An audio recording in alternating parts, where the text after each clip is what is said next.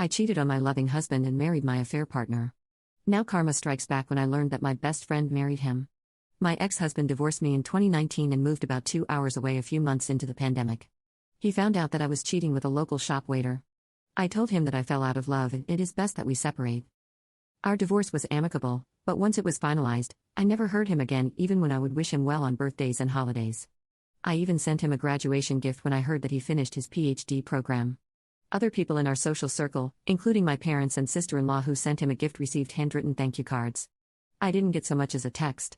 My ex-husband is a kind and thoughtful person, and the man I knew would have at least sent a thank you text if his worst enemy sent him a gift. Even though we broke up, I didn't think he hated me. Anyway, my best friend and I have been best friends since college. We live 2 hours apart, and she is a lawyer and teaches classes at a university, so she is really busy. I have a really busy career, I was a pregnant wife, and 3 stepkids. I didn't realize that the texts between us were fewer, and that the last time she finally replied to me was in late 2021. She also falls off the face of the earth when she gets with a new guy than when things cool off. We all hear from her more. We have always been the kind of friends who could go an extended period without communicating and then pick up right where we left off. I kept saying that I would eventually call her when things were less busy. My husband and I went to visit the city she and my ex-husband lived in last summer for a week, and I tried calling her a couple of times to meet up, but she never answered. I was sad, but just figured she was busy with work or obsessed with a new boyfriend. I have other friends there, so I got to see them. Then I went to the city again by myself in October for a Halloween party. I figured she'd be at this party, and I was psyched that I'd get to see her then. She was there. When I went to say hi and hug her, she looked a little surprised and gave me a weak hug. I told her that I was there during the summer and that I tried calling her so we could hang out. She said, "Yeah. I was on my honeymoon that week. Sorry, I didn't get back to you." I was shocked to hear that she'd gotten married and a little hurt that my best friend got married without me even knowing she had a serious boyfriend, but still happy for her. Like I said, she was a great woman, and guys love her. I spit out a rush of questions. Like, who is he? Where is he?